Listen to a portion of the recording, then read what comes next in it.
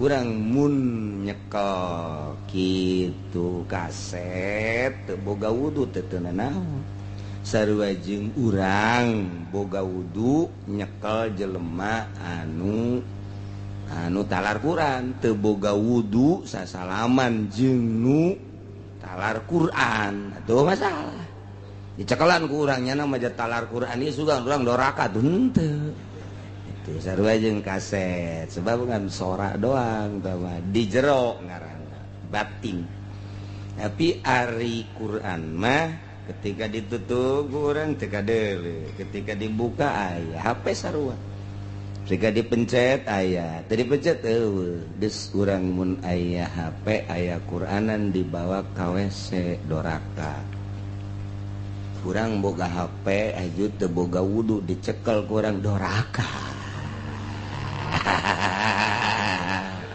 ieu nu di dieu ahli doraka kabeh ieu itu mah eta ya insyaallah.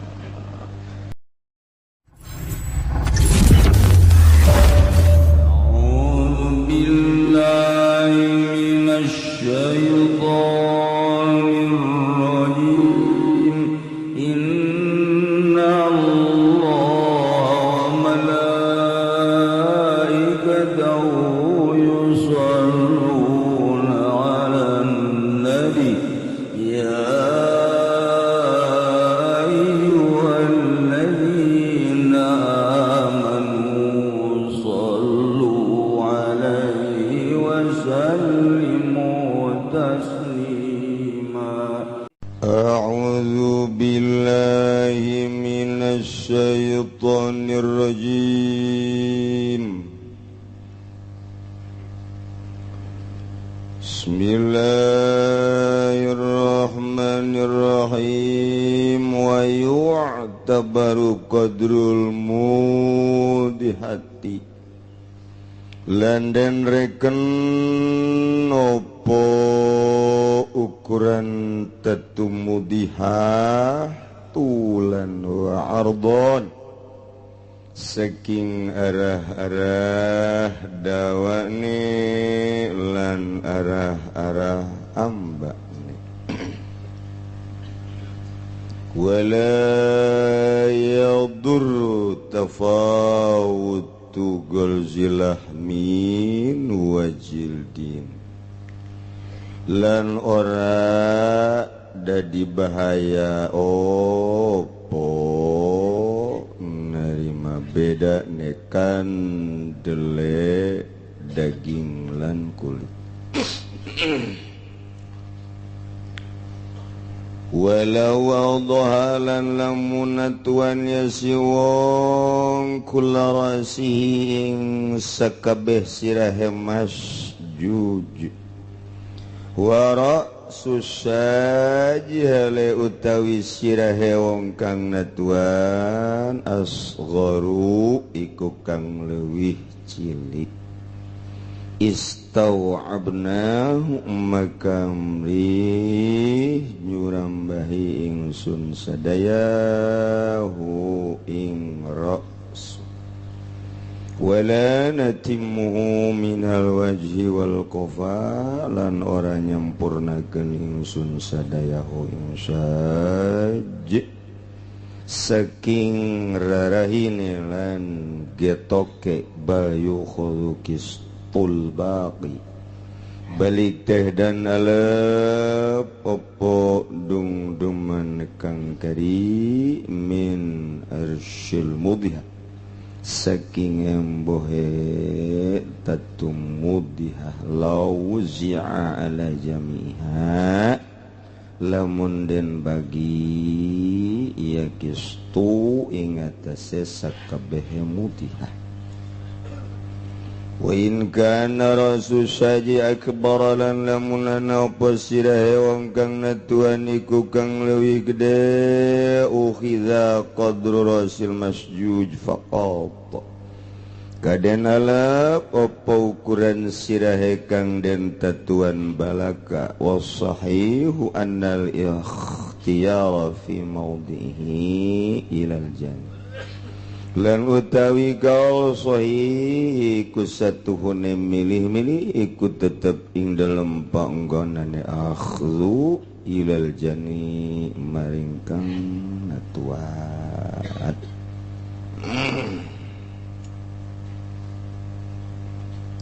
Sateuacan urang neraskeun pangaosan urang bacakeun heula Fatihah.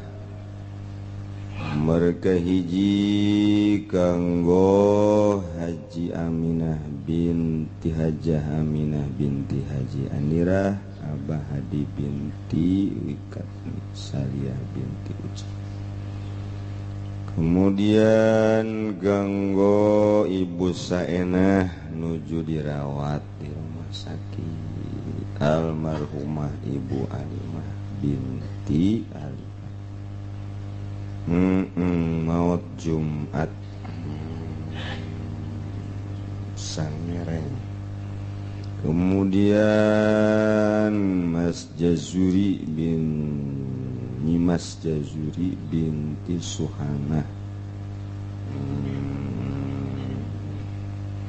Kemudian kitu almarhum Haji Ardani bin Hajasaera Cariu Balaraja. Kemudian Muhammad Idris bin Irsyad oge Muhammad Yusuf bin Muhammad Aris Siti Zunainah binti Muhammad. Terakhir ia adalah Ibu Anah binti Bekasi oge Haji Bismi.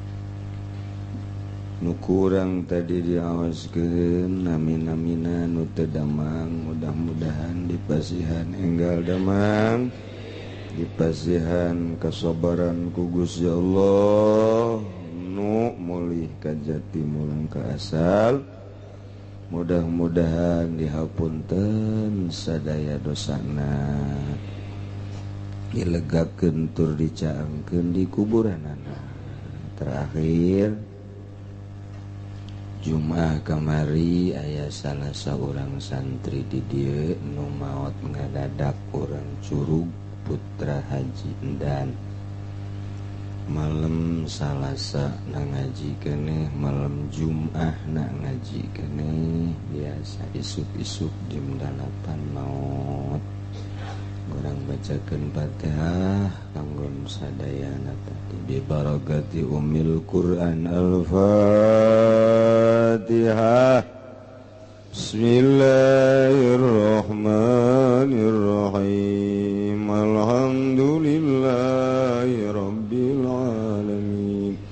Ar-Rahmanir-Rahim. Maliki yaumiddin. Iyyaka na'budu wa iyyaka nasta'in.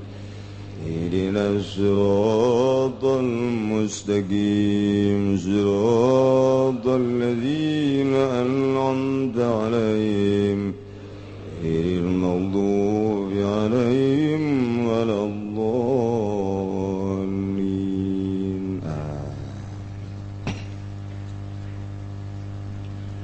Iya mah pertanyaan saya ingin bertanya di zaman yang modern ini HP banyak berbagai aplikasi. Sekarang ada aplikasi Al-Quran di dalam HP tersebut. Bagaimana hukumnya jika diaplikasikan, jika di aplikasi Al-Quran ada dalam HP tersebut? Nah, udah ditanyana ya. Nanyakan sakadar sakitu mah tuh masalah. Kadar sakitu mah masalah. Sapira tamanendin Al-Quran di HP, di laptop, maju dibawa ku urang. Ketika orang hayang maca Quran, atuh dibuka, dibaca ku boh Quran, boh kitab. Masalah. Fokus gitu nya daripada orang nyanyi nyaning Al-Quran. Pertanyaan nangan sakit gitu. Nah bener meureun lain eta nu ditanyakeun ngan bodoh bae nu nanyana pasti nama nek ditanyakeun teh kumaha lamun dibawa ka WC itu meureunan maksudna mah da eta beda jeung kaset ai kaset mah eueuh bacaan Al-Qur'an huruf kaset mah eueuh hurupan aya ge sora ari HP mah tawa laptop aya jadi lamun teh mah ku urang dipencet timbul hurufna sebab menang ngaakses akses we ngaranna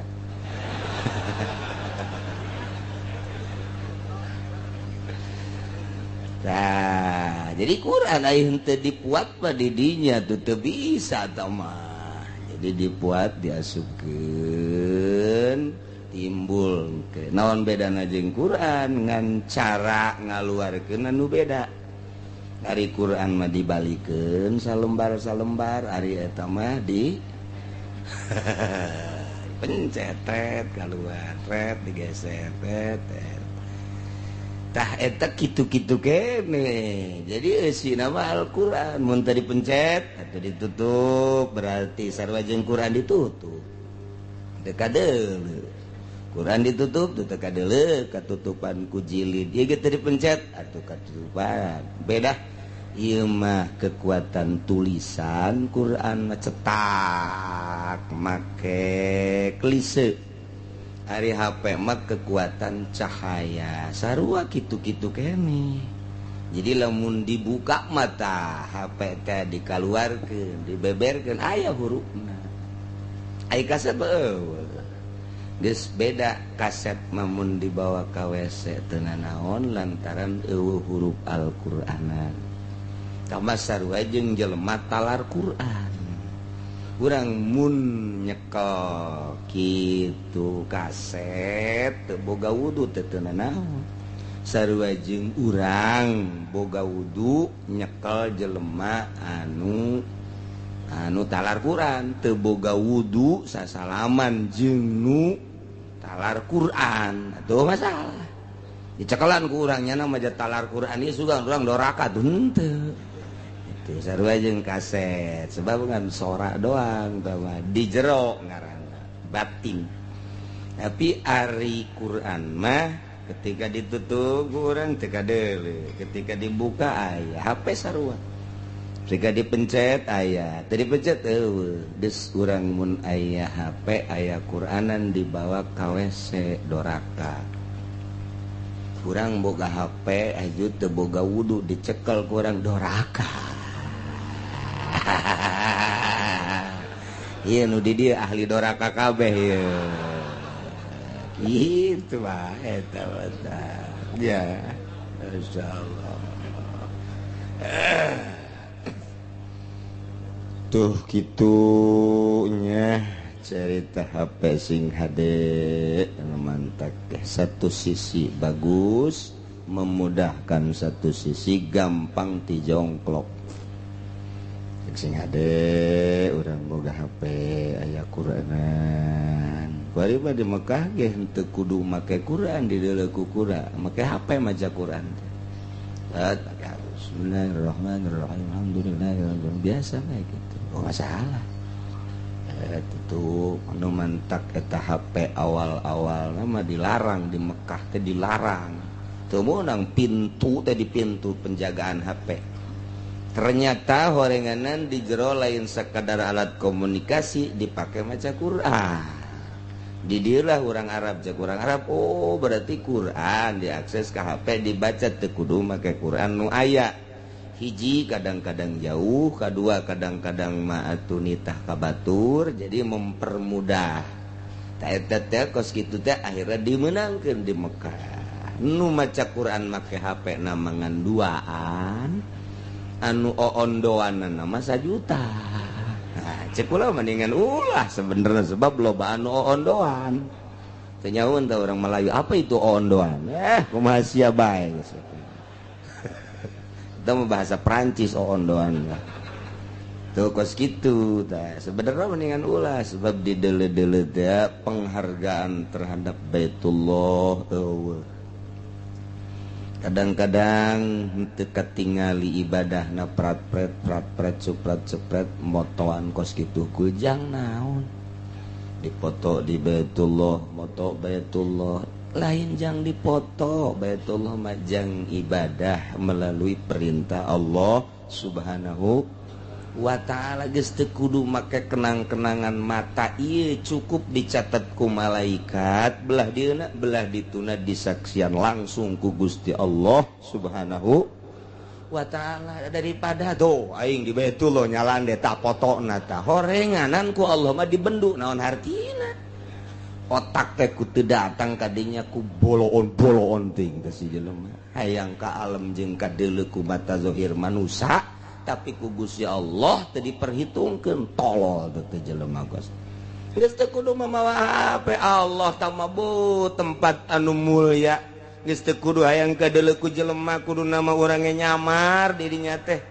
geus teu kudu hayang katangen ku jelema cukup ku malaikat jeung cukup ku Gusti Allah ulah maka hayang kenang-kenangan di mata manusia cukup di Allah jeung di malaikat sakit hese-hese teuing mau di Baitullah payak cepak haju jeung awewe mending mun deui tikah mas kabogohna deui si mbah urang Karawang blon-blon teuing teh si budak mending eta Ki Haji ngorakeun kolot deui Allah mentek Baitullah aju eueuh karomahan ge kadeulina ku urang atawa nyanana dilaknat ku Gusti Allah salahnya teu kudu geus ulah make kikituanan ieu mah artis menyundatan di hareupeun Baitullah dipoto nikah di hareupeun Baitullah sanu nitah kikituanan sahanu nitah kikituan nikah di masjid geus nu nitah cuma yang di masjid afdol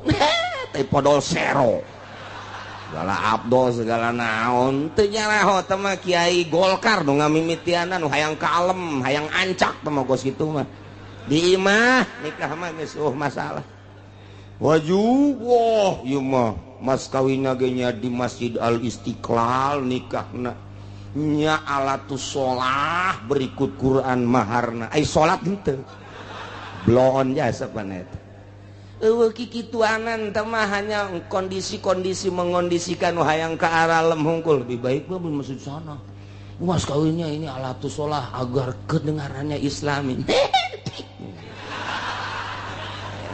itu kitab mana nu nitah kikituanan sok tanyakeun ka Kiai Golkar sugan aya di kitab nu gede eueuh pangneangankeun mun aya bawa ka aing ka dieu beneran ya sok dititah-titah kos kitu nanaona ngariweuh-riweuh moal lamun awewena hayob geus nyendora ka deui bae ya Allah di imah geus udah sese masyaallah segala kudu madep kiblat pernah kula jeung hiji KUA madep kiblat cenah Kiai Abdol kula seuri we ngaji di mana si budak ngan teh ditegor mah ngan pasti ieu KUA bayaran kajen kudu teu ngaji kitab ngaji nangan sakadar dikira ku ngaji sia baca kitab aya eueuh coba nikah madep kiblat salat madep kiblat mah oh kudu madep kiblat segala rupa sok teangan ditakrib mentek kiai-kiai salaf mah seuseurean kos itu naonan kos itu mentek abah mah babari jasa nyurah nikah teh babari jelema keur ngawaluku kula mah inget bae teh keur leutik surah berarti ieu memori kula mah teger lain cara ente keur carita surah abah babari jasa sok tanyakeun ka santri-santri abah kula babari nyurahkeun nikah teh aya jelema keur ngawaluku menang 2 baris ngawaluku teh jol aya anakna nu awewe jeung calon salakina enon sia ka dieu bah ieu kula boga bebene ajo ieu hayang nikah ku diuk sia di dinya digaleng yuk di dia digaleng ke abah neangan saksina tuh nuker macul tuh mang hajana ka dieu Haji enon nikah ka dia tuh diuk dinya tuh beres. Abah nikahkeun kasihannya kasihan dengan mas kawin sekian. Kula terima nikah dengan mas sekian. Beres bubar beres. Tak abah nikahkeun di sawah ngana mah nyontoanana Masya Allah. Boh ieu mah di masjid. Madep kiblat. Ayeuna teh bantenan kitaban bae. Ya Allah, abah mah bari jasa saja nyurahkeun teh digaung jadi bae. Teu kudu hese-hese Masya Allah karim. Aya deui aya hiji jelema sugih urang Korea boga pabrik minuman kemudian datang ke abah deuk asup Islam. Tapi bagus sudah sekarang aja ceknya nanti saya akan buat acara ceknya nanti supaya disorting nanti dihadiri oleh teman saya ini. Masuk Islam nggak boleh begitu cek abah. Udah sekarang mau masuk Islam sekarang, besok saya nggak nerima cek abah teh ya. Atuh hari tak kene geus fotoan naon Korea tinggal Korea geus babari jasa abah ulah sok nyieun shootingan kos kitu. Nu penting mah asli asup Islam Allah saksi na beres. Ieu mah malah nyana nu ngondisikeun si Kiai Golkarna. Ya udah nanti aja di shooting bagus itu nanti biar dipertontonkan kepada nyeun ancak melulu babari artina tah HP teh kos itu si hade nguran teh meunang akses wa yutabaru qadrul mudihati tulan wa ardon wa yutabaru jeung direken ukuran tatu mudihah direken dina arah panjang jeung lebarna. Aya jelema natuan batur Zaid ngadek hulu Ki Umar. Ta eta mun ngadek hulu kadek deui. Kudu mumasalah akurkeun naonna panjang kadekana jeung jero kadekanana. Kudu nu akur persis kajen kumaha ge. Kumaha lamun urusan daging jeung kulit nu kandal wala yadurru tafawutu golzilah min wajil.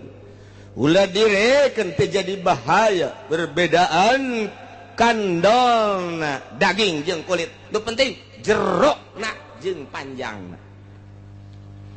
Kudu kumaha atuh cara ngukurna bil musah. Ukur ieu hulu Ki Umar. Sok make tali atau make kayu. Ukur panjangna tali lah, kayu menyeri meureunnya. Ukur panjangna sabaraha senti ya? 10 senti. Tek. Jerona jero. Ini jeronya ukur. Wow, ternyata jerona aya 10 senti keneh bae. Ya 10 ke 10 waduh coba dikurangnya aja nggak bisa mesti 10 ke 10 siap geus ki jahitna merungkut bae kieu make algo aja ukur sabaraha senti panjang 10 ti dieu ka dieu jero 10 senti kudu akur bae kudu masalah. Masya Allah gitulah. Jagalah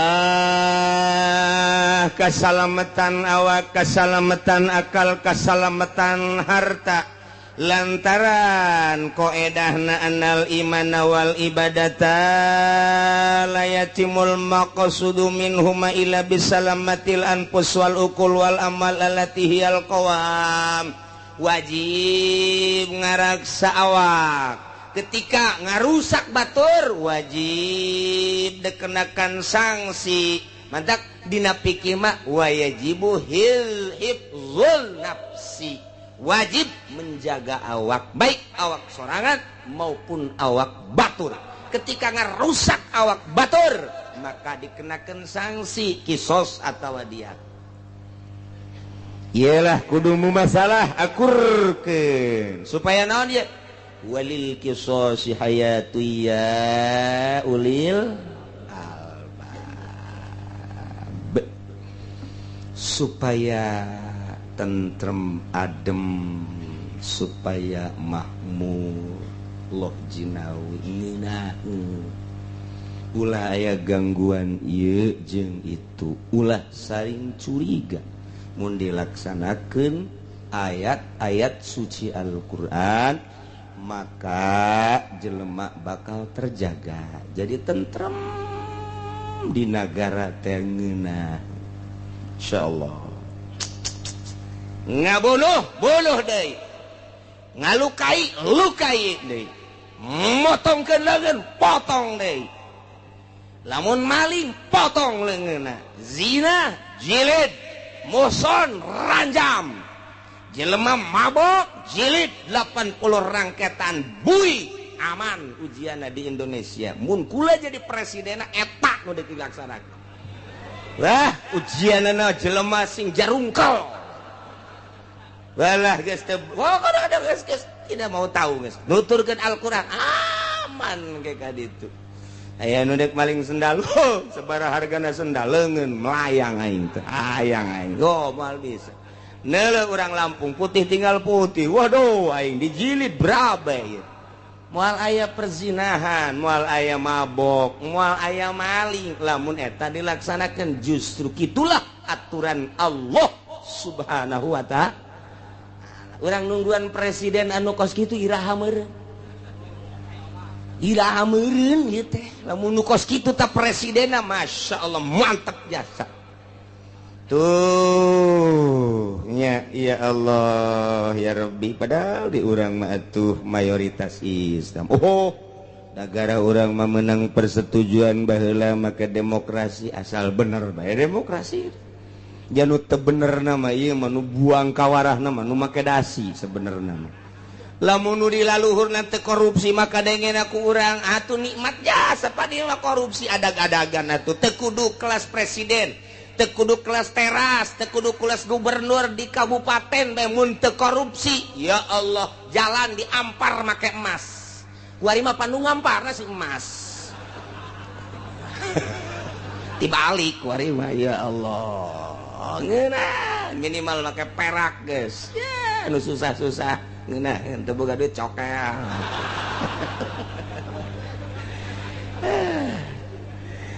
Ai emang kumaha gitu. APBD per tahunna sabaraha. Kula kamari ieu nikahkeun ngobrol jeung WH. Ngobrol kula jeung WH nyaritakeun APBD kabupaten, nyaritakeun APBD kota, WH ngajelaskeun. Alhamdulillah Kiai cara di kota mah APBD itu sekian 2,4 T, kalau di kabupaten 3,6. Merikak bulu kula. Jadi kalau disalurkan alhamdulillah nih di kota mah dibejakeun kunyana pembangunan. Mulai dari sekolahan kemudian kantor-kantor alhamdulillah termasuk kantor-kantor kejaksaan beres kabeh. Kemudian gaji guru ngaji. Kemudian aya anti miras, tidak mau tahu, pokoknya itu saja. Eta ge nyana disidang ku Amerika, oh masalah. Kemudian ku ari keur ngabangun rumah sakit tanpa bayar engkena. Jadi masyarakat masuk rumah sakit teu kudu mayar kadinya engke bakal. Keur dibangun ku ari dari berbagai kalangan teu kudu mayar. Masyaallah ditanggung. Kabupaten mah leuwih gede. Ka mana eta penyaluranana? Kamana kula nanya, kalau kabupaten berapa sih desanya jumlahnya? Ada 251. Ditanya ku kula mah, jadi ngobrol jangan kitu atuh ngobrol eta teu kudu ngobrol kun salat. Begini eta bae tuh. Terus per kabupaten berapa itu jatahnya di kabupaten? Kurang tahu tuh katanya cuma 80 cuma 100 kali 251 kakarak sabaraha deuk kabangun kumaha. Sedengkeun APBD-na sakean koma T. Masya Allah. Masya Allah, mentak sakapeung mah hayang jadi bupati. Abeh sakalian ka neraka kitu. Nu mentak teu lain teu nyaho kabehan ge nyaho komo camat nyaho jasa. Komo di PNS kabupaten nyaraho jasa penyaluranana ka mana eta teh korupsi ngaranna teu disalurkeun. Aya sakolahan anu rubuh di kabupaten. Jehehe, perang sana. Ya Allah ya Rabbi, aja ku hari calon-calon orok kabeh deh. Dek ngabangun tak moal ieu. Mana kula mah kurang batir tertarik ge. Lain bunga huluan atuh ya Karim ya Allah. Ngan daripada eueuh pamimpin tetep kudu aya pan. Ya jangan sakorupsi-korupsieun lah. Itu sok bae dek ka mana ge kudu aya pamimpin make anu nguruskeun SPPT, anu nguruskeun berbagai administrasi tetep ngan untuk perbaikan harapan jelema nu hayang perbaikan kandas sakitu hungkul tapi harapan wallahu alam buat teuing nu kuari leuwih bagus korupsina ya Allah sangkilang Pak Ismet sakitu istimewa nage nyana boga strategi tetep jalan ngeng wih hebat amat di jalan weh hoka ngomong hebat deuleu dihareup sial jasa ceknya nanti katipu aing ku Pak Ismet. Oh gredeg. Ih bagus deh ibu hebat kan hebat memang luar biasa tuh nyana teh rak aduh gredeg jalan anu sampurna sial jasa cak tukang endog ai kulaona sapira kula mangan ngariung doang cek tukang endog sial aing mah boga endog ngan 100 lagi pareupeus kunaon gara-gara jalan teu beres tak jadi cukup disumpahan ku tukang endog ge jika mana ieu juga dijadinya ngaji jadi itu kudu hese boro-boro di gubernur boro-boro di menteri boro-boro di presiden tah kabupaten mun hayang nyaho cek pancena kiai kos kitu atuh aing mah nanya ka WH nanya aing mah gawe Pak oh kula nanya deh Pak itu si pondok pesantren banyak dibuat yayasan emang ada keharusan terang-terangan kula mah KWH apa ada doktrin apa ada perintah harus ya wah gak ada cuman aja jatah doang itu mah Pak Kiai malah mah sebetulnya mah mengharapkan yang salapi sebab berjalannya hukum mah adalah pesantren salapi itu mah maunya dia aja karena ada jatah di pemerintah biar gampang proposalnya oh kos gitu ting batin jaing nanya kanyana tuh kurang kumaha ya Allah orang kiai na bae tah mah anu bloon gitu salah kula salahnya kula mah nyampaikeun doang tuh kos gitu lu mantek kayaknya ngomong sebetulnya mah tuh mendingan salapi kiai sebab yang mengakar pendidikan salah nyana tan ngomong dari penkula sebab cegana teh enggak ada istilah tawuran di pesantren salapi di pesantren modern maksudnya si NTB kan berapa itu yang meninggal tuh belum lagi di daerah-daerah lain eta cerita pesantren modern komo SMA, STM, SMP wah tamang unggal poe tawuran tuh jadi kos gitu tah sebenarnya nggak ada perintah-perintah itu kok suka ada lurah nyuruh-nyuruh itu dia supaya enak jadi pelantara cak paweha ntar kalau di sananya 100 juta dia minta 20 jadi sampainya 80 ntar orang ketiganya minta lagi jadi sampai ke orangnya 70 emang begitu katanya di negara mah oh begitu ya Pak iya makanya saya benci bener nah eta bahasa Cipinang ngos gitu ta ya Allah ya Karim tuh nyana terang-terangan ntar saya mau boleh diperiksa kayaknya KPK udah berapa kali meriksa non gitu ngaranna meriksa saya nggak ada masalah saya mah sekian siap aja diperiksa malah pengen diperiksa tuh eta tah nu mantap bloon jasa kiai nu kamari teu ngadukung gubernur atut ya Allah kos kieu atut aya deui nu kukula ditanya ye tah pagawean atut mah jalan teu bareres tah ka Banten ye tuh deres sakit uyuhan teh cenah sapira pagawean di Kang tolol Ki Pudoli ngomong kos itu bolon dah si budak ya Allah ya Rabbi bela diri cekiana sakitu ge di Kang deres bisa digawe jangan kata tadi nang geus beres sekupi saya ya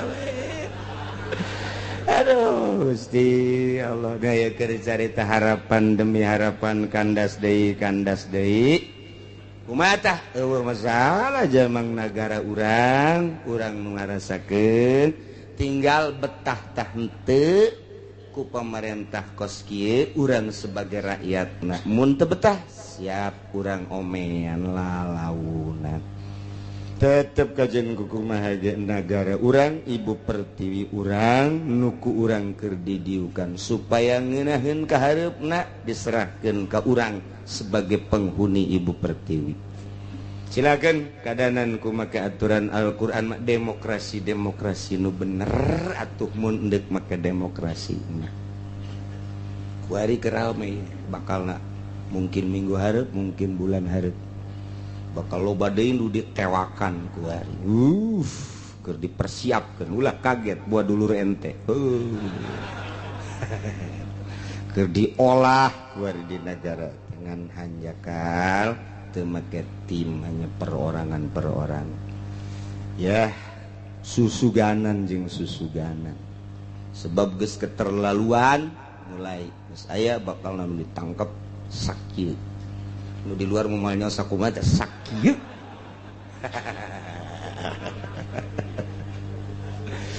ya Allah ya Rabbi ka ieu naon gara urang ngan sakadar nyaritakeun kos itu we kulantaran ngarasakeun meujeuhna keur kieu tetep bae urang mah sebagai rakyatnya namanya bae kena terlena dina neraka urang ulah kababawa salametkeun diri urang memperbaiki diri urang dagang anu sesuai jeung agama tani nu sesuai jeung agama supaya ibadah urang terutama salat mantep menghadap ka Gusti Allah Subhanahu wa taala geus maot marasing-masing ke tanggung jawab di hareupeun Allah Rabbul Jalil.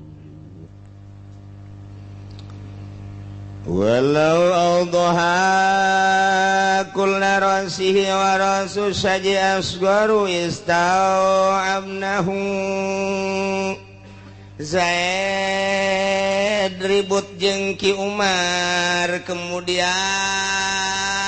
Ki Zaid natuan Ki Umar kabeneran begitu Ki Zaid ngabacok hulu Ki Umar ditangkep diadili dek dikenakeun sanksi penganiayaan terhadap Ki Umar barang diukur tatu nu ditibakeun ku Ki Zaid ka Ki Umar huluna teh eta aya 25 cm jadi sabelah ka dieu tet beak kabeh begitu diukur hulu Ki Zaid mah leutik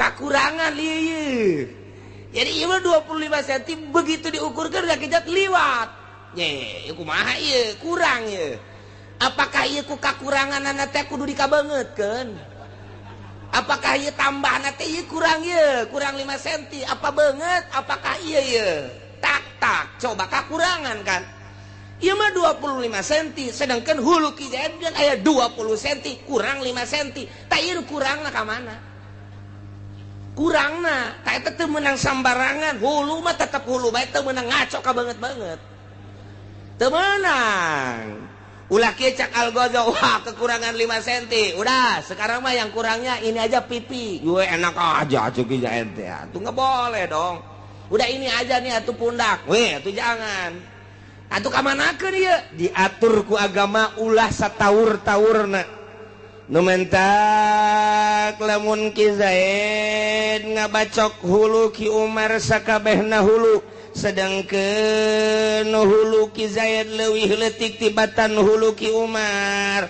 ta eta huluna anggeuskeun sakumaha tadi beak kekuranganana na ieu teu kudu nyokot ka beungeut teu kudu nyokot ka pundak-pundak wala natimmuhu minal wajhi wal qafa teu meunang kakuranganana disampurnakeun pembalasanana ka beungeut jeung ka pundak kudu kumaha tuh bal yukhadhu qistul baqi min irsil mudiha law wuz'a ala jamiha balik kuari mah cokot bae embohna teh leuwihna sabaraha 5 cm andai kata jelema natuan 5 cm kuari teu dibales make diat bae sabaraha ukuranana berarti bayarlah kekuranganana sabaraha ontaeun sabaraha tuh kiai ke urusan onta-ontana ieu engke di tukang bakal dicaritakeun ieu mah kakarak utar atur bae sanajan dibejakeun ge mah teu kalaku ieu sebenarnya mah tuh ngan jadi berarti hulu kekurangan teter berarti teu meunang dibalas ku beungeut teu meunang dibalas ku leungeun teu meunang dibalas ku pundak teu meunang ku tonggong nah ieu mah hulu bae beakeun sakumaha tadi 25 cm 25 cm beak kabeh ta 25 cm mah sekitarna misalna tinggal kakuranganana bayar kontak beh adil jasa Allah mere aturan-aturan kisos ngeunah adukeun jeung ham cek hama atuh tidak manusiawi begitu mah itu mah ilahi atuh tidak manusiawi atuh urang mah hayang manusiawi bae kabeh ge teu daek nuturkeun anu boga dunia atuh nuturkeun manusiawi bae mah kos kitu teh moal aya beres-beresna ja agama mah tauqifi pamuruk syara lain kudu diatur ku urang diatur ku syara lain urang kudu ngatur manusia ku aturan urang moal aya geus da atuh moal aya geus diatur ku urang mah bereskeun aturna tauqifi urusan syara kumaha Allah bae sumuhun dauh kos kitu teu meunang kenapa ya ada salat 4 rakaat ya maunya kita mah serakaat aja manusiawi kan kalau 4 rakaat mana ngantuk kita isya ayo nonton bola mah berjam-jam gitu ngomong kos kitu belon teu budak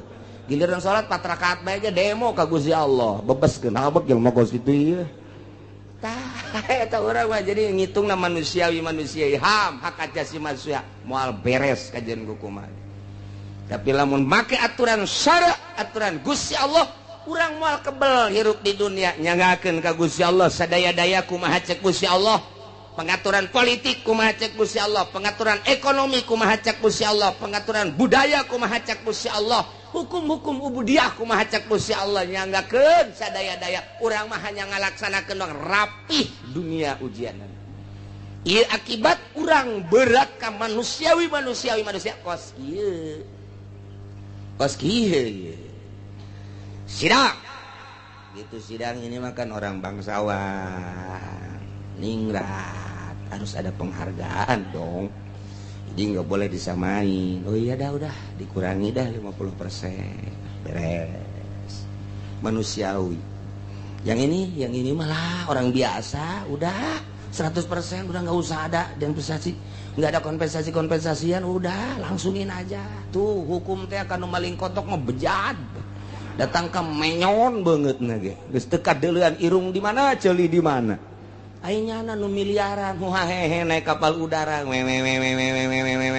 tek ragag gitu nya naik kapal kumaha ieu hukum teh manusiawi mah kos kitu manusia mah kos kitu teu make aturan Allah make aturan ke asli na hukum di Gusti Allah ala lahul hukmu cak kamari wa huwa asraul hasibin tidak terkecuali engke mah nu boga hukum hanya Gusti Allah di akhirat teu neuleuh ieu bangsawan ieu hartawan ieu jutawan teu neuleuh ieu urang kota ieu urang kampung teu neuleuh ieu nu kumaha di mana salah sanksi neraka geus tanpa pamrih mantep jasa kos kitu mantep geus Ki Haji tinggal Ki Haji pokona mah sok ngarobetan orang Lampung mah belum baeng jadi ngeunaheun ka urangna cak nu leutik mantep cak nu gede mantep ai kuari mah hukum dipermainkeun sebab naon aya istilah manusiawi kos kieu lah di negara urang nyanggakeun sadaya-daya sakadar nyaritakeun perbedaan antara hukum demokrasi jeung hukum Al-Qur'an tegas hukum Al-Qur'an mah betah cenah ku hukum kos kieu teu kumaha urang nyanggakeun sadaya-daya acana urang robah be robah atuh ku urang mulaian ti mana eueuh deui ja kokocoran mah tilok dihandap ka luhur ti luhur ka handap nu mantak lurah wani korupsi ti luhurna korupsi camat wani korupsi, bupatihna korupsi, wanian bupati korupsi, gubernurna korupsi, gubernur korupsi, menterina korupsi, menterina korupsi, mal diomongkeun ku aing ka ditu nama. Kos kitu bae jatara aya cai ti handap ka luhur. Ti luhur ka handap weng weng weng weng weng weng weng weng weng weng weng. Je, cicina kiai nyahoan bae segala korupsi segala lurah. Aidana ti kabupaten sabaraha, aidana provinsi sabaraha banprop. Ta eta teh disalurkeun ka masyarakat pernah henteu urang ngadenge. Tuh, emang aing teu nyaho kitu, aing mah cicing di mah ge nyaho bogo. Cicing di mah ge nyaho memperhatikan ka lurah-lurah. Je, parangsana. Aduh Gusti, eta kakarek sakelumit. Dah, encan nu lain-lain deui. Encan jasa nu lain-lain deui. Ya Karim, masyaallah, masyaallah. Eueuh niatan untuk memperbaiki bangsa jeung negara. Kos kieu lah. Mentak kiai nutur-nutur nu kitu, atuh tinggal tungguan tanggal mainna. Asana dinonaktifkan. Ieu tuh kiaina bohongan nya teu daek negor-negor acan. Iya, itu kudu nama kiai nu sok memilu jeung pemerintah tegur. Negor-negor atuh ka pemerintah. Sok geula ulah hayang milu ngiuhan diiuh nu teu beres. Sakadar negor. Naon sebabna? Urang deudeuh jeung nyaah nu ngeusian bangsa Indonesia, negara-negara Indonesia menang nebus ku berbagai nyawa kolot urang baheula. Nu diseret, nu dibunuh, nu dihukum picis, nu dibeuleum, nu dibalangkeun ka laut, jang nebus negara supaya merdeka. Kunaon tuh kuari nu ngeusiana heheotan. Nyaris lantaran urang nyaho baheula, nu kena murtil, nu diseret, nu ditembak, dan lain sebagainya. Jang naon ieu? Jana bebejana jang anak incu supaya tentrem merdeka, supaya mengisi kemerdekaan anak ulah dijajah baik ku penjajah. Leungit penjajah Belanda, timbul penjajah di dalam negara menjadi tangan-tangan bule. Wah, leuwih berat mah kos kieu mah atuh. Masya Allah. Dicaritakeun teu dicaritakeun kos kitulah keberadaan anak, tinggal kumaha urang diserahkeun sepenuhna ka urang kabeh. Ka kiai, ka pemerintah, ka rakyat, dikumahakeun ieu negara urang, terserah urang. Sakitu bae. Cenah seredan bae atuh pemerintahna, atuh masalah hayu urang nyieunnan dadung. Seret ku urang hayu talian katangkal kalapa. Urang mah teu berdaya atuh. Insyaallah. Kuari sabalikna wa in kana ra'su saji akbar ukhidha qadrasil masjid faqat. Zaid ngabacoki Umar, ternyata begitu bacokanana di sentian aya 20 cm, BAKB teh 20 cm, 25 cm, BAKB 25 cm, beak. Begitu diukur ka hulu Ki Zaid anu ngabacok, ternyata gedean hulu Ki Zaid, jadi kurang. Eta teh apa beakeun bae? Usulah tetep bae sak ukuran tatuna bae. 25 cm, 25 cm bae teu meunang ditambahan. Labam suap naon ieu mah leuwih gede huluna. Geus sakitu berarti aya kenehnya sa. Sakitu bae. Mumasalah. Was-sahihu annal ikhtiyar fi mawdihi ilal jami. Cekal sahih soal milih dina tempatna nyiksa ya neng ngabales ieu dipasrahkeun ka jani. Tapi tempatna didinya keneh nurutkeun cekal sahih. Firaun beserta kaumna disiksa ku Gusti Allah. Imimiti larang pangan, waila nu pohara, tetap masih kena buang kawarah. Tetunduk kana karasulan jeung kanabian Kangjeng Nabi Musa alaihi salam. Kangjeng Nabi Musa nyanggakeun ka Gusti Allah ka bangkawarahan Firaun jeung kaumna. Ku Gusti Allah dicoba diberi siksa 5 siksaan dahsyat. Fa arsalna 'alaihim at-tufana wal jarada wal qummala wad dafadi'a wad dama ayatim mufassalat. Diberi banjir nu pohara, diberi simet anu pohara, diberi kutu tumak nu pohara, bangkong ambalaya cai jara digetih sebagai tanda-tanda anu jelas karena kenabian Kangjeng Nabi Musa alaihissalam, tapi tetap fastakbaru wa kanu qauman mujrimin, gumede sombong, tetap terpercaya ke Kangjeng Nabi Musa. Masya Allah, mahal hidayah. Numan tajak di dia walamma waqa'alaihimur rijz.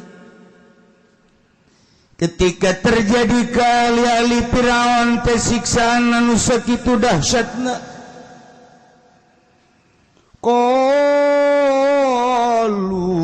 ya Musa, kaum Firaun teh dararatang ka Kangjeng Nabi Musa, mundur ka Kangjeng Nabi Musa ngahayang-hayang supaya siksa na leungit. Ketika kaum Kangjeng Nabi, ketika kaum Firaun dibere banjiran nu pohara, genangan air nulir teu beda jeung laut. Eta kaum Firaun datang ke Kangjeng Nabi Musa dengan bahasa anu lemah lembut. Ya Musa, he Musa, ud'u lana rabbak, coba atuh ngadoa jang kami ke pangeran anjeun. Ja pangeran kami mah Firaun geus teu daya teu upaya. Boro-boro ngalengitkeun siksa puguhnyanana ge pangeran tersiksa. Lamun leuwih dengekeun ku anjeun Musa, la in kashafta 'anna rijza lanu'minanna wa lanursilanna ma'aka bani Israil. Lamun anjeun ngadoa ka pangeran anjeun dengan keyakinan anjeun ku pangkat anu geus dibikeun ku pangeran bima ahida indak iana kenabian, anjeun ngadoa supaya dileungitkeun ieu siksa, haju leungit. Dengekeun ku anjeun Musa, lanu'minanna laka, kami bakal ariman kabeh ka anjeun, wala nursilanna ma'aka bani Israil, jeung yakin kami bakal ngamanggakeun kaum Bani Israil deuk dibawa ka mana bae gitu. Pan hebat jasa lain lalagaan, pohara jasa bener cek Kangjeng Nabi Mas. Ih Musa, kami mah tilok ngabohong sakali.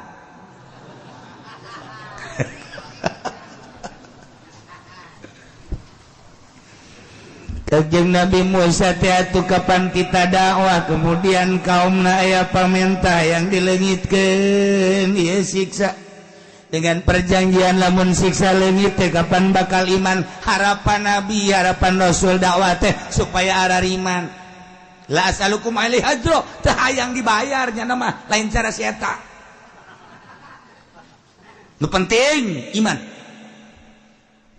Ngadoa Kangjeng Nabi Musa, ya Rabbi, Gusti Pangeran, sakumaha Gusti uning bahwa kaum teh menta ka abdi lamun teu dileungitkeun ieu siksa ieu teh bakal arariman ka abdi sebagai rasul iman pangeran teh Gusti jeung kaum anu terbelenggu Bani Israel anu kuari dijadikeun budak ku Raja Firaun teh geus dimanggakeun dibawa ka mana bae ge supaya salamet. Ieu mah abdi mangan sakadar mudah-mudahan Gusti ngaleungitkeun siksa Gusti. Kangjeng Nabi Musa ngadoa ke Gusti Allah seketika eta kene eta banjir teh leungit. Banjir. Kaum balik hebat Musa. Suga ngaing geus teu hebat sihirna aja hebat. Nu tadina janji bakal iman tapi ternyata teu iman. Buang kawarah jasa kaum Firaun. Ku Kangjeng Nabi Musa ditungguan arariman sakumaha janjina tapi ternyata horenganan tetep teu iman. Kangjeng Nabi Musa unjukkan deui ka Gusti Allah. Begitu unjukkan deui ka Gusti Allah, ku Gusti Allah dibere siksa nomor kadua simet. Simet geus lain simet hiji dua lain puluh ratus ribu juta tambah simet teh triliunan. Datang ka geus teu bisa barang dahar saminggu kaum Firaun teh. Atuh unjukkan deui titahan Firaun ka Kangjeng Nabi Musa. Ku Kangjeng Nabi Musa atuh didoakeun deui. Ngadoa ka Gusti Allah sakumaha perjanjian tadi tapi ternyata setelah siksa tetep buang kawarah bae. Nomor katilu disiksa deui ku Gusti Allah ku kutu kitu keneh ementa doana eueuh deui tetep bang kawarah bangkong gitu keneh terakhir getih tetep begitu eueuh dengan doa Kangjeng Nabi Musa perjanjian nyana jalir bae diabadikeun perjanjian kaum Firaun beserta Firaunna dina Al-Qur'anul Karim nu kurang dibaca ieu falamma kashafna anhum ar-rijza ila ajalin hum balighu falamma kasabna barang Gusti Allah ngaleungit-leungitkeun kana siksa dengan pelantaran dua Kangjeng Nabi Musa siksa anu diturunkeun ku Gusti Allah ka kaum Firaun. Kemudian Kangjeng Nabi Musa ngadoa leungit ila ajalinhum datang ka masa anu nyana daratang kana eta masa yakni masana disiksa saminggu setelah saminggu leungit setelah leungit sabulan ke sabulan turunkeun deui siksa jebonggawan buang kawarah teu daek iman siksa deui saminggu ngadoa deui deui nang sabulan reda tetap teu arariman siksa deui ila ajalinhum baligh. Kumaha tah setelah kuari geus siksaan idahum yankusun siksa nama geus dieuweuhkeun ku Gusti Allah tapi ternyata hum yankusun ieu kaum Firaun teh ingkar jalir tina janji wa yusruna ala kufrihim terus makin menjadi kufur. Masya Allah. Gitulah kaum Firaun. Kufurna terus bae anu luar biasa Raja Firaun teh terus bae ngaku jadi pangeran teu kira-kira. Nu mantak Raja Firaun tina ratu tina raja kemudian ngaku pangeran hiji kakayaan berlimpah nu luar biasa. Ieu nu aing itu nu aing. Bro dipatok bro di juru ngalayah di tengah imah. Ieu nu aing itu nu aing, ieu nu aing itu nu aing. Eueuh nu nandingan kakayaanana. Nomor kedua Firaun teu pernah sales macan. Salila hirupna nya ngomong gagah bae. Sehat baik sugih aya di nyana gagah aya di nyana bener aya di nyana, jabatan aya di nyana. Cak nyana nu kos kieu mah pangeran. Geus aing mah ngaku pangeran. Jadi Firaun ngaku pangeran. Ku sebab gagah. Kaya.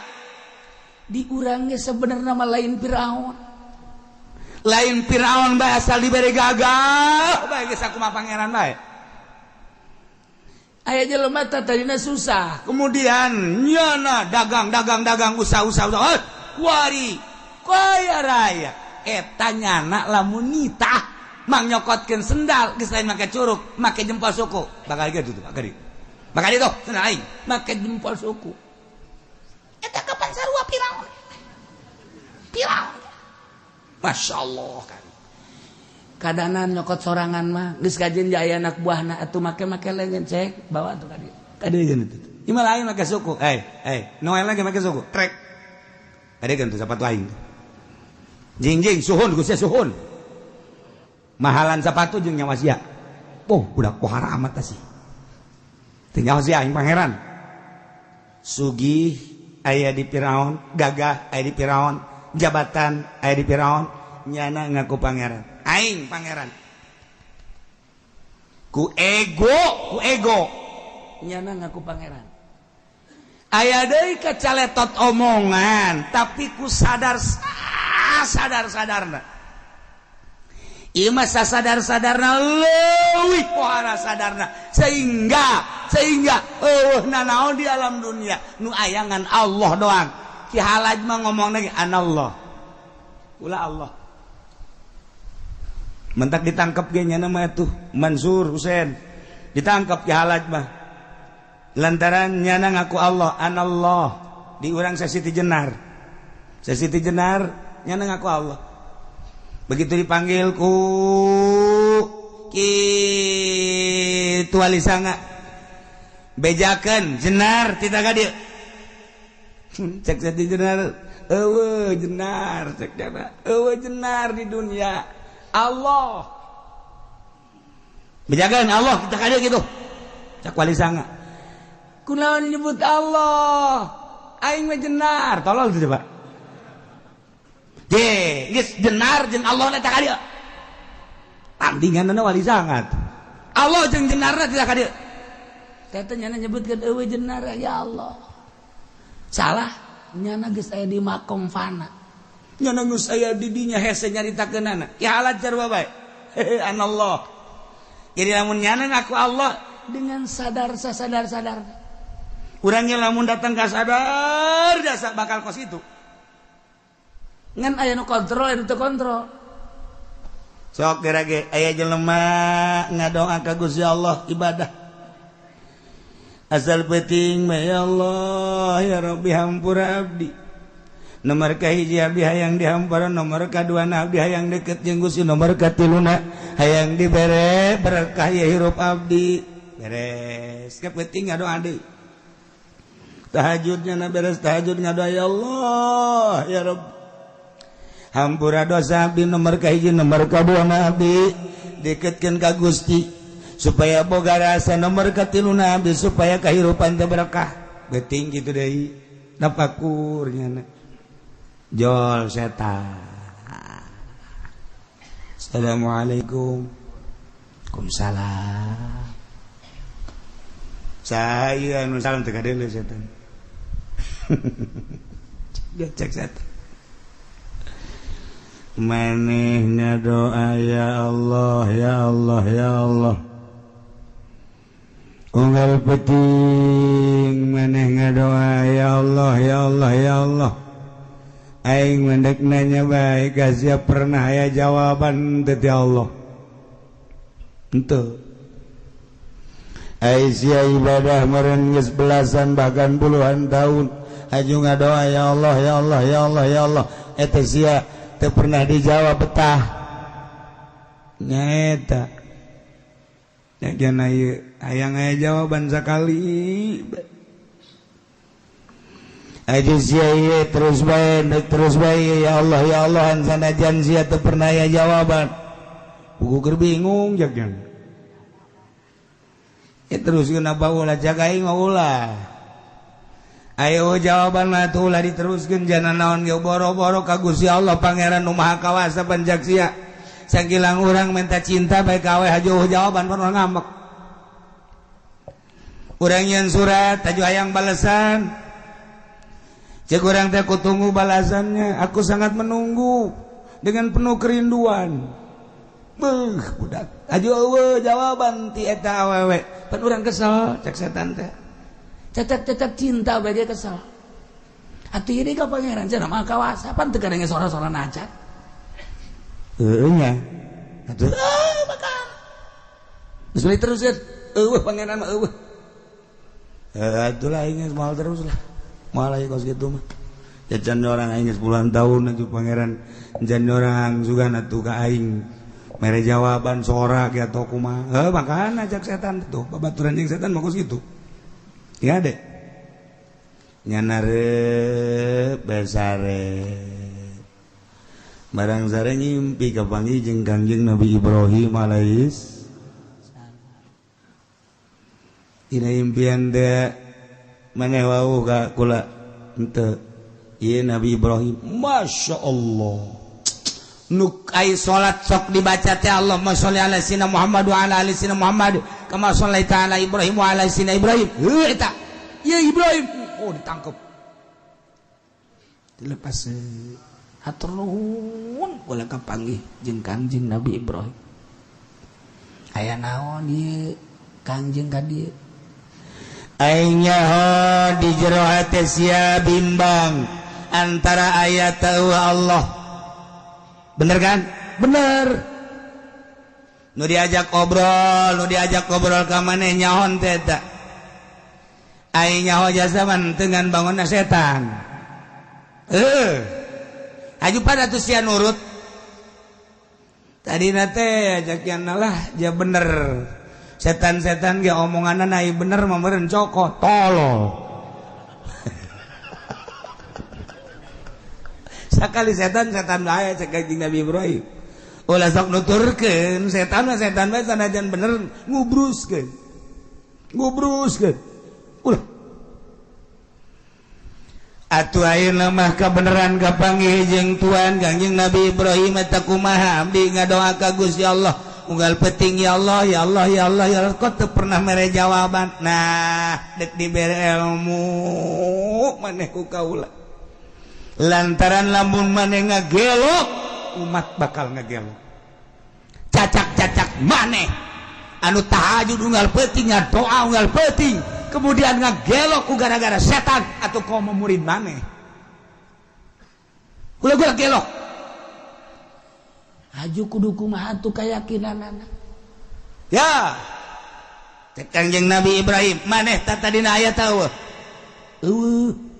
aju kuari aya nu ngayakeun maneh sa Allah baheula ti eueuh ka aya eta ayana nang mesentan teh henteu aya sorangan aju kuarieu hirup sageus hirup ieu maneh napas diatur ku maneh lain ca nu ngatur Allah lamun Allah nyabut bae kuari diayakeun we hirup jeung paeh nasa nang Allah bener engke sia suatu saat ketika geus datang ka ajal bakalna nyawa keluar paeh tah moal paeh nang sata maekeun nang Allah kunaon riweuh-riweuh amat maneh ti eueuh ka aya nang Allah kuari aya napas diatur ku Allah hirup maneh lempang ka kaler ka kidul ka wetan ka kulon teh eta teh digerak-gerakkeun ku Allah kemudian ke paeh ge ieu teh ku Allah bakal dicabut nyawana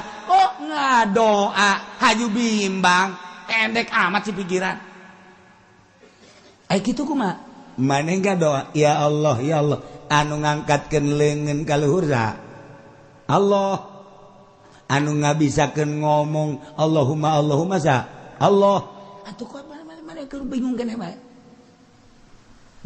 bae eta teh anu ngangkatkeun leungeun lain maneh Allah aju ngadoa Allahumma eta teh Allah nu bisa ngiceukeun Allah aju aya sora nu ngadenge Allah terus dipagahan ku Kangjeng Nabi Ibrahim di jero ngimpi teh dipanggahan terus lantaran anu magahanana nabi nyulusup ilmu kamaripatan ka jero hate. Masya Allah cak jana bodoh-bodoh tinggal aing teh horenganan jahe ieu teh horenganan aing lempang ge ku Allah cicing ku Allah ieu ngangkat leungeun ge nang Allah wari ngadoa ge nang Allah atuh hese-hese teh berarti Allah teh aya di aing ilmu marifat asup ka jero teu hese horenganan lamun langsung anu nganasehatanana anu mere ilmuna nabi nu mere ilmuna wali atuh langsung ka jero hate. Coba nu mere nasehat da Kiai Golkar nu kadeuleu bendera koneng set nu nganasehatanna Kiai PDI nu kadeuleu tanduk anu nganasehatanna kiai petilu berarti nu kadeuleu Ka'bah gambar Ka'bah lantaran nu nganasehatanna ieu aya da jero hate Allah atuh julusup kanyanana ge Allah jadi berarti kumaha nu nganasehatan cek geuna teh aja keur ieu ge aing ngaji kos kitu tapi teh julusup ka jero hate tapi barang Kangjeng Nabi Ibrahim mah anu nyaritana kocep bae ka jero hate lantaran naon lantaran Kangjeng Nabi Ibrahim di jero hatena eueuhna naonan nu ayangan Allah doang wari ditransfer ka jero hate seseorang nu keur dinasehatan Allah asup tek ngaripat jana ka Allah. Begitu pentingnya ngadoa, ya Allah ya Rabbi, asa aya Allah. Malam kedua ngadoa di asa aya Allah. Malam katilu, pahara jasa. Setan datang deh, setan ngejeding amat sih. Kamari mas ya nurut gai. Apan sia teh ngadoa ya Allah pernah ngadenge Allah. Goblok sia setan. Geura cicing dihareup gelut sia jeung aing. Pan sia jadi gagah. Kuari mah geus eueuh mobilan di jero hate aing. Eueuh motor di jero hate aing. Eueuh jabatan, wilayah nu aya ngan Allah doang. Sia buang kawarah. Musuh Allah ka dieu sia ku aing sia ditikem sia ku aing. Waduh. Cak setan jadi kos kieu ye. Ini setan bebeja nya ka raja setan. Tuan raja, naon sia?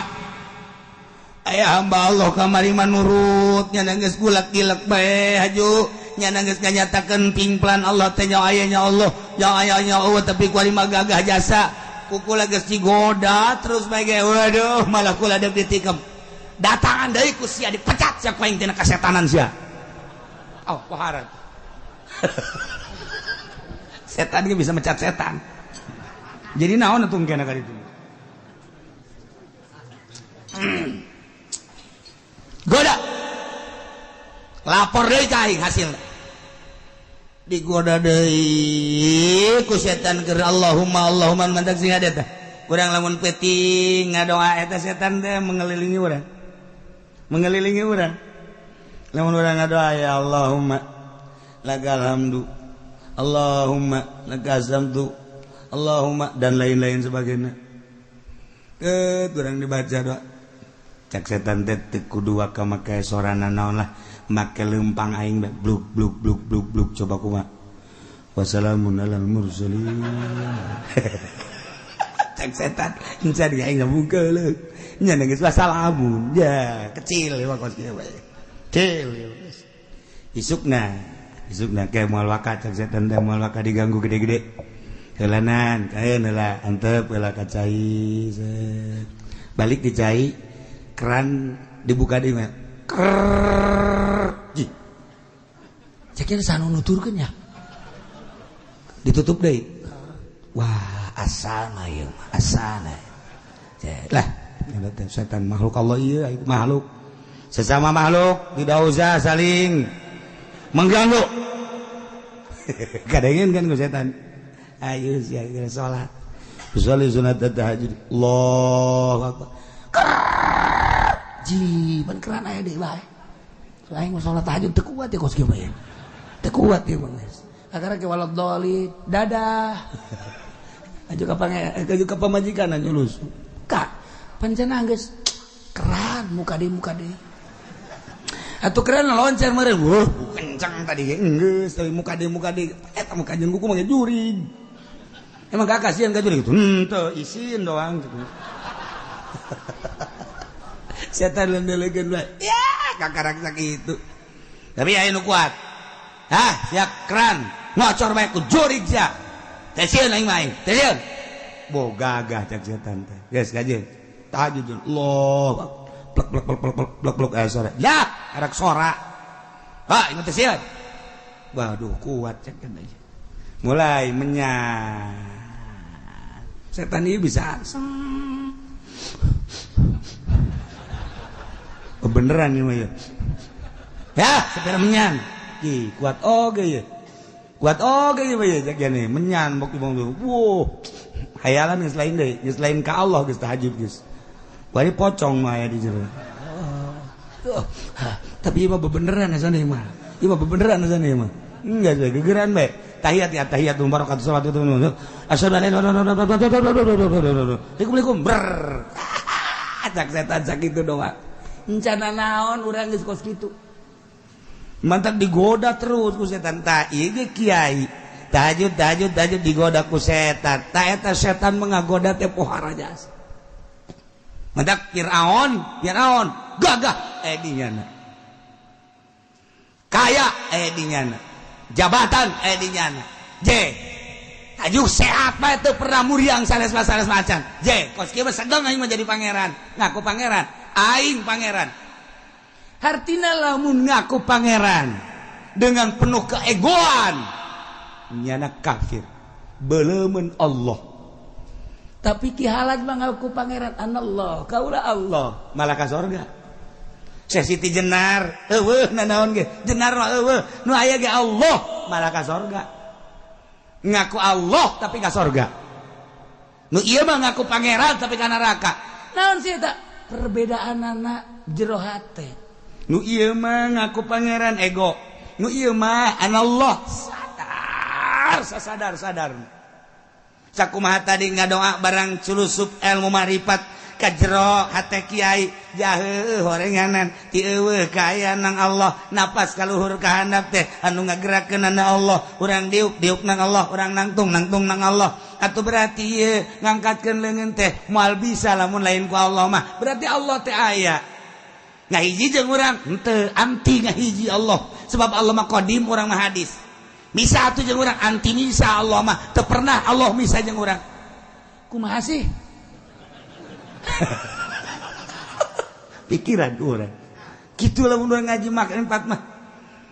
Ngahiji Allah jeung urang moal bisa Allah mah qadim urang mah hadis. Allah mah khaliq urang mah makhluk. Manja makhluk ngahiji jeung khaliq teu bisa. Misa atuh urang ya Allah teu pernah misa Allah mah. Sebab gerak orang gerak Allah. Deuleu urang deuleu Allah. Atuh kumaha?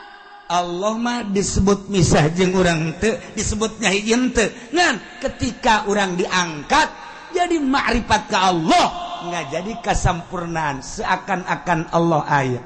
Cak Gusti Allah titipkeun aing di langit, moal kuateun langit sebab langit buatan aing. Titipkeun aing di bumi moal kuateun bumi lantaran bumi teh buatan aing dek di mana bae moal meujeuna aing mah tapi aing nyulusup ka hate jelema mukmin kakasih aing aya di hate hamba aing nu ku aing diangkat jadi wali aya Allahan wali Allah mantap berani perang teh sieunna naon nu di deuleuna Allah. Mentak musuh asal ngadenge Kangjeng Nabi Muhammad dek perang mah ge sabulan kele dek perang geus ngageter-geter. Ulah ka Kangjeng Nabi na asal ngadenge Sayyidina Ali geus joren pedang musuh geus sieun. Setan kasorban Sayyidina Umar kasorbana sieun. Kasorbana sieun. Urang mah sorban urang dipake ulin ku setan. Dipake ulin ku setan. Nah, sorban kiai mantep ye. Endahan diuk di luhur. Iya, udang nanu gede, abe pacar wali, udang setan diuk di luhur di dia, masya Allah. Dua sorbana dua, di dia hiji, tilu di dia hiji, kosong edan sia. pakai ulin geus eta. Masyaallah nah bangkawarana kaum Firaun teu daek iman ka Kangjeng Nabi Musa alaihi salam malah terus inkar kainkaranana anu leuwih menjadi-jadi tibatan memeh disiksa ku Gusti Allah.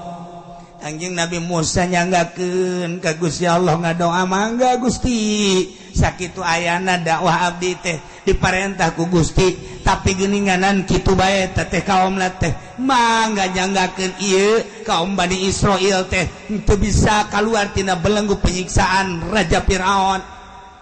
Panjang bakal dongengna engke dihareup ieu mah ngan sakadar caritaan sebagai itibar doang nu ujungna fantaqamna minhum atuh ku Gusti Allah eta kaum Firaun teh disiksa berikut Firaun kumaha fil yammi fa'aghraqnahum fil yammi disiksa ku Gusti Allah melalui laut.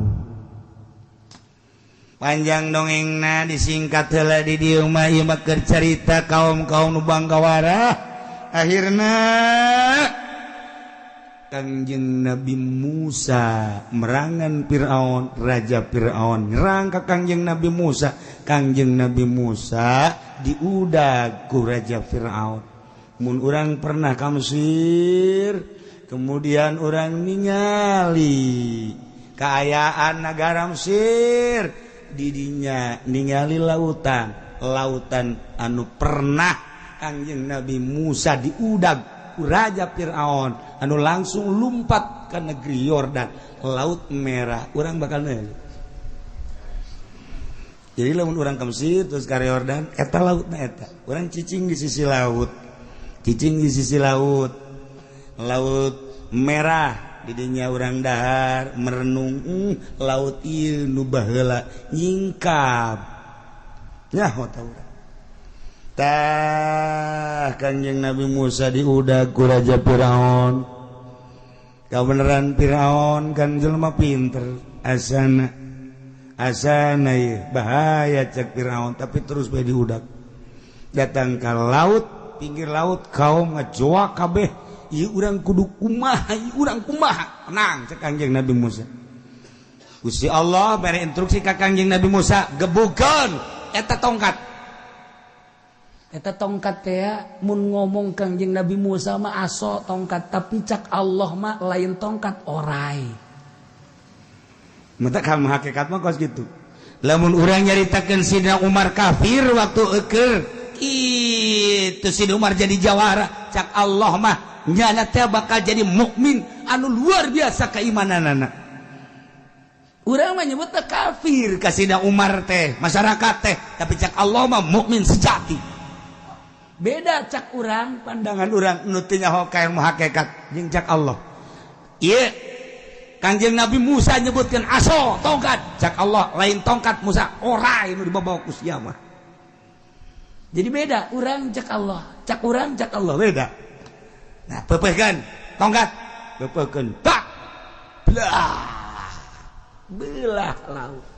Wah, kaum Kangjeng Nabi Musa, Kangjeng Nabi Musa jeung kaumna berangkat nyebrang di Laut Merah. Tinggal Raja Firaun. Teu ieu mah laut.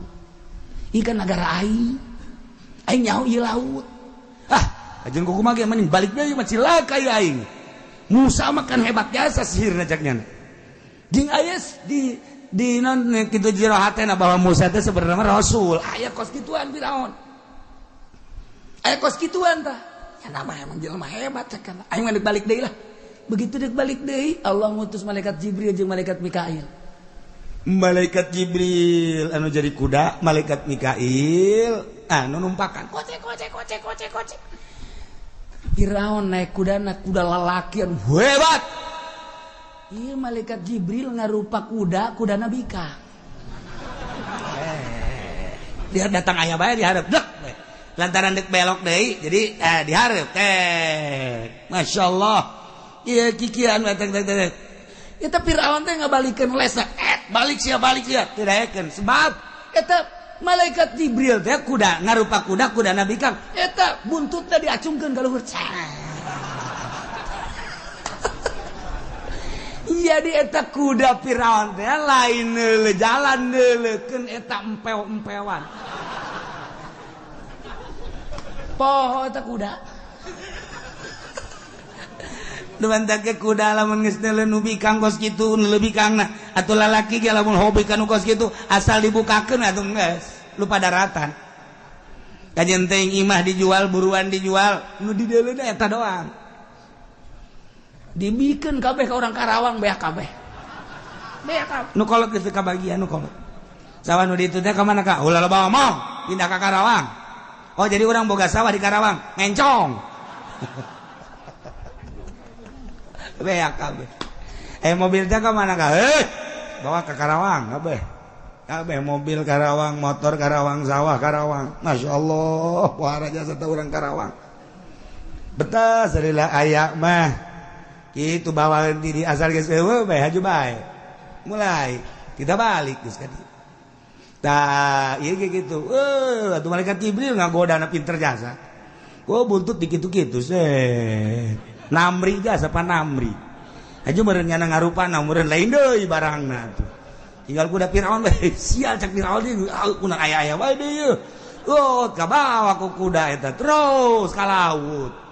Padahal membungan Firaun, membungan kituan eta wes geus kituan balik tetap bae kuda kitu deui set.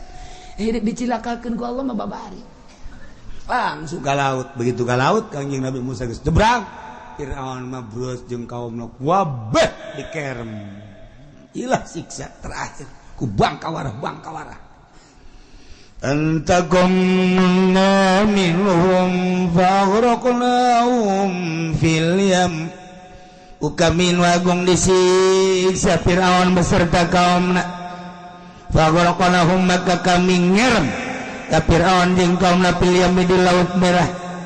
Laut anu pohara jasa cai nasim bi annahum sayyana Firaun berikut kaumna bi sababi annahum kadzabu bi ayatina kusbab ieu Firaun kaumna wabah ngabohongkeun bi ayatina ka ayat-ayat kami nu agung wa kanu anha ghafilin bari nyana paroho ka aing teu pernah berpikir bahwa nyana teh diciptakeun ku aing gas sikat ku aing beak kabeh bae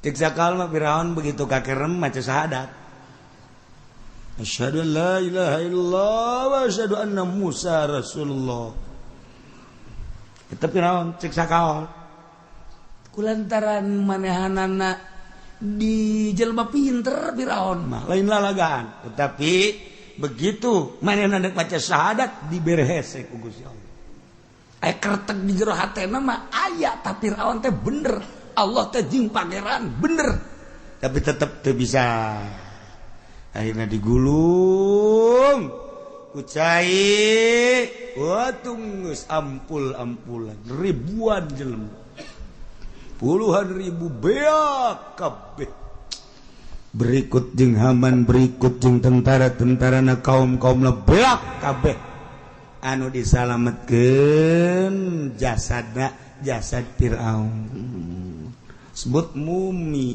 kuari aya jasad aslina dibalsem di Mesir jadi urang mun ka Mesir urang bisa langsung neuleuh jasad Firaun di zaman Kangjeng Nabi Musa ka dieu sabara ribu tahun dihitung kahitung ku ahli falak kahitung teh geus aya hitungan-hitunganana hitungan ti Kangjeng Nabi Musa ti Kangjeng Nabi Musa kan teu lila terus Kangjeng Nabi kitu kabelah dieuna diangkat Kangjeng Nabi Isa jadi eta tadi perhitungkeun ti Kangjeng Nabi Musa alaihissalam ka Kangjeng Nabi Isa eta teh ngan saukur 2500 tahun 2500 tahun terus ditambah 500 tahun masa patrah jasa kedeung Kangjeng Nabi Isa mah jadi kuari urang 2000 2000 2015 tambah 2500 jeung 500 tahun berarti 3000 jeung 2000 5000 tahun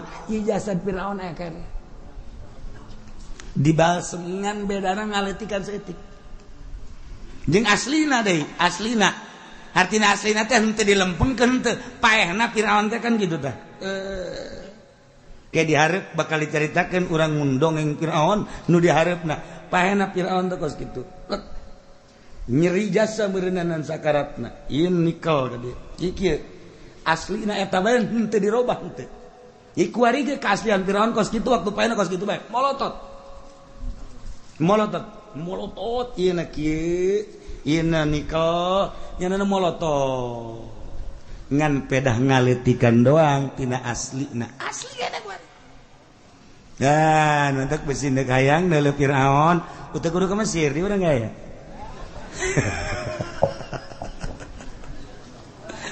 keur ieu dibawa ke Jakarta jadi rame atuh mumi dibawa ke Jakarta dek nanaonan ditampilkeun atuh naon kitu ngaranna usaha bae tapi ulah kos gitu tapi direferensikan ku negara dibawa ke urang di Istiqlal pan harita aya di hayang neuleuh Firaun langsung ulah ge neuleuh pan ka ditu hayang neuleuh kos kumaha si Firaun teh ngan lamun neuleuh langsung gegeraan ulah cepet ulah lambat ulah dilelenget urangna kudu bari istighfar astagfirullahaladzim salila urang neuleuh Firaun kudu istighfar bae astagfirullahaladzim atubu ilaihi astagfirullahaladzim bisa tepa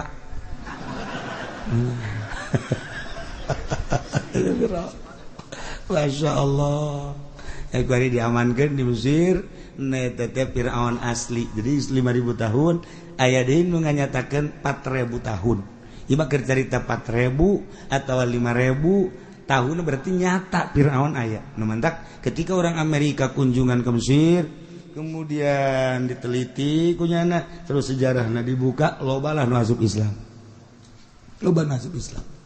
orang Amerika, orang Inggris, orang Jerman dibuka lebar-lebar Mesir makan daerah turis Mesir, Yordan dibuka jadi nyana memang penghasilan teh nu gegedena mah ti tamu Mesir, Yordan nu gegedena anu asup ka negara adalah tamu ngalir tamu-tamu ke Yordan ke Mesir sebab eta loba peninggalan karuhun baheula di Mesir eta aya mumi aya Firaun kemudian di Yordan eta aya kitu peninggalan di zaman Kangjeng Nabi Syuaib alaihissalam loba mentak terus tamu teh ke Mesir ke Yordan loba luar biasa penghasilan terbesar dua negara eta ti tamu-tamu. Nah iyalah dongeng tinggal urang ngalanjutkeun tentang kaum Bani Israil anu geus salamet ku hari nyebrang jeung Kangjeng Nabi Musa alaihi salam wa aurasnal qaumal ladzina kanu wallahu a'lam bissawab.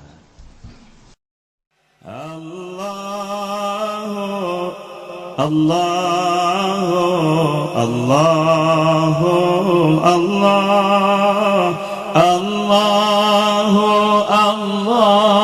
la ilaha Jibril Mikail Israfil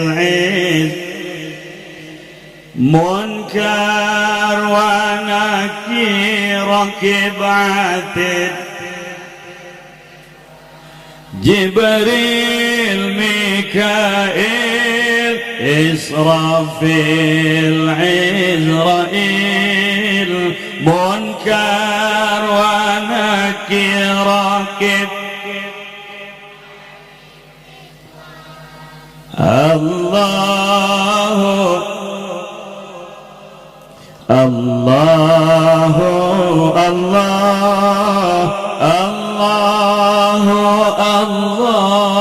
la ilaha kahiji Nabi Adam kadua Nabi Idris katilu Nabi Nuh kaopat Nabi Hud kalima Nabi Saleh kagenep Nabi Ibrahim ketujuh Nabi Lut, kadalapan Nabi Ismail, sembilan Nabi Ishak, 10 Nabi Yakub, 11 Nabi Yusuf, 12 Nabi Ayub, 13 Nabi Syuaib, 14 Nabi Harun, 15 Nabi Musa, 16 Nabi Ilyasa, 17 Nabi Zulkifli, 18 Nabi Daud, 19 Sulaiman, 20 Nabi Ilyas, 2 hiji Nabi Yunus, 22 Nabi Zakaria, 20 Nabi Yahya, 24 Nabi Isa, 25 Nabi Muhammad sallallahu alaihi wasallam. Moal ayat dari Nabi dugi kapoe, moal ayat dari Nabi dugi kapoe. Allahu Allahu Allahu Allah Allahu Allah la ilaha. Jibril, Mikail, Israfil, Munkar wa Nakir, Rakib Atid,